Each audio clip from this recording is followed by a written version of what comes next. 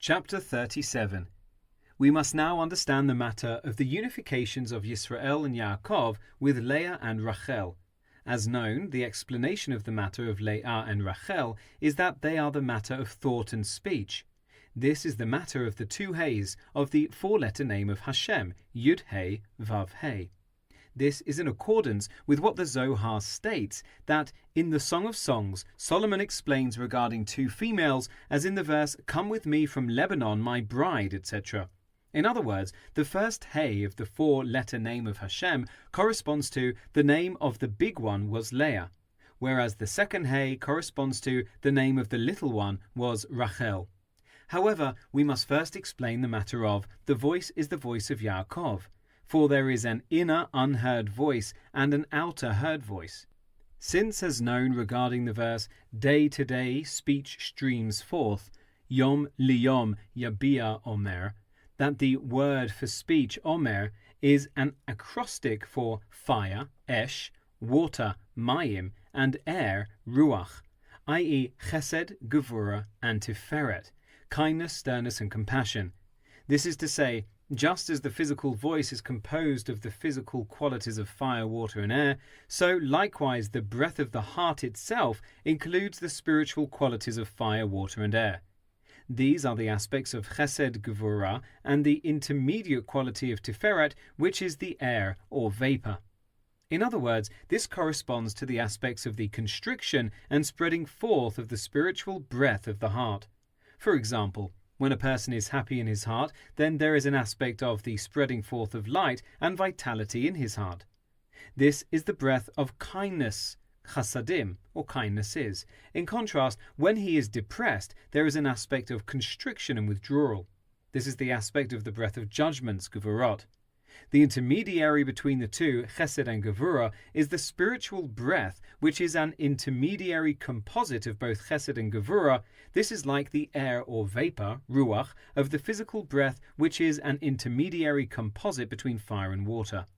As known, thirst results from the element of fire, eish.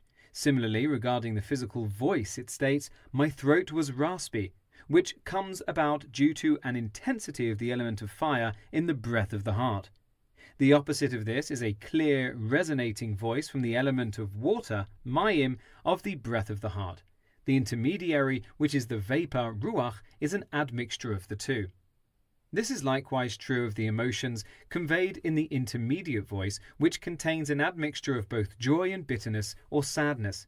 It is called a delightful voice to the soul, which specifically depends on the proportions of spiritual admixture in the breath of the heart.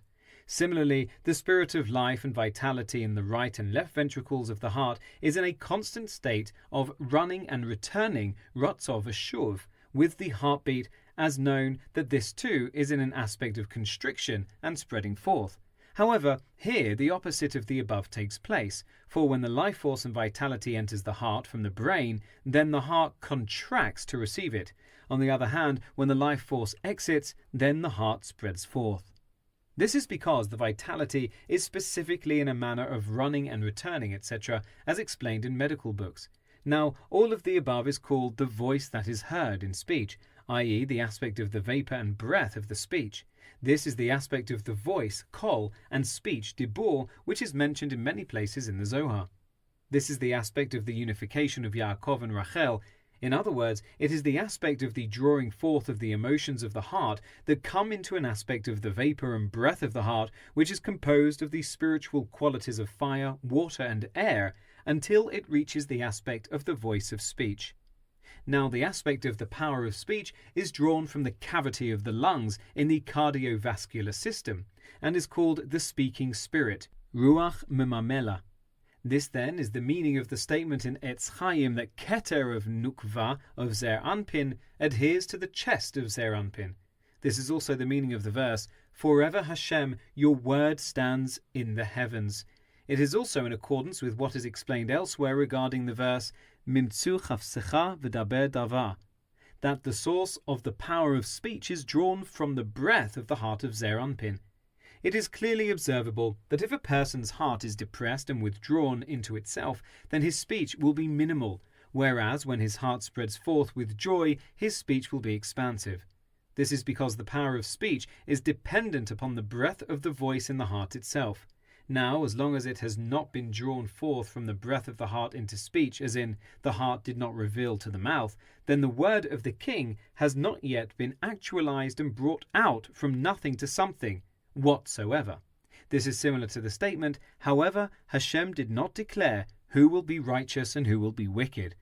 This is because speech is already an actualization, as stated, for he spoke and it was, he commanded and it stood fast. Similarly, it states, the word that issued from my mouth shall not return unfulfilled, but it shall accomplish that which I please, etc. However, while it is still in the heart of Zeir Anpin, it can still be overturned from judgment, din, to kindness, chesed, as in the verse, and Hashem repented that he had made man on the earth, and it grieved him in his heart, etc. It then states, and Hashem said in his heart, I will not again curse the ground any more for man's sake, etc. This is the aspect of chagat, of the breath of the heart of Zeir Anpin that comes forth and unites with speech, which is called the revealed world as known. This will suffice those of understanding. Now, there is an aspect of an inner voice that is altogether not heard in speech. This is the aspect of the intellect within the emotions of chesed and gevurah. For example, this is like the love, ahava, and fear, yirah, which transcends the aspect of the spirit of vitality, ruach hachayim, that is in the heart, like the essential joy and love of kindness, or the essential anger and judgment of fear and trepidation. There are much more spiritual, even more than the spiritual compositions of fire, water and vapor mentioned above, which comes to be composed in the physical heart. Now, although this itself has a composition of the aspects of fire, water and air, which are the aspects of chesed, gevurah and tiferet, nevertheless, it is within the inner aspect of the heart. That is, it refers to the aspects of chagat, within which there is a radiance of the intellect. This radiance of the intellect is called the inner voice of Bina within Zeir Anpin, which comes and is drawn from the brain to the heart. Thus, when this intellect is drawn forth by way of the aspect of Da'at, which is the aspect of Yisrael, which was previously explained, and causes a spiritual arousal of the emotions, which is immediately drawn forth into the letters of thought, which is called Leah, this is what is called a unification of Yisrael and Leah. This is to say, the innerness of the emotions of the heart immediately become thought about in his mind. For example, should he become aroused by an intellectual point and reasoning for love and kindness, then this emotion and the intellect that is within it will come into the letters of his thoughts. This is so since, as known, the thoughts enclose the emotions of Yisrael and their particulars. These thoughts are called Leah, as in Nila'ah, it is weary of containing the emotions. The source of Leah is above in Bina.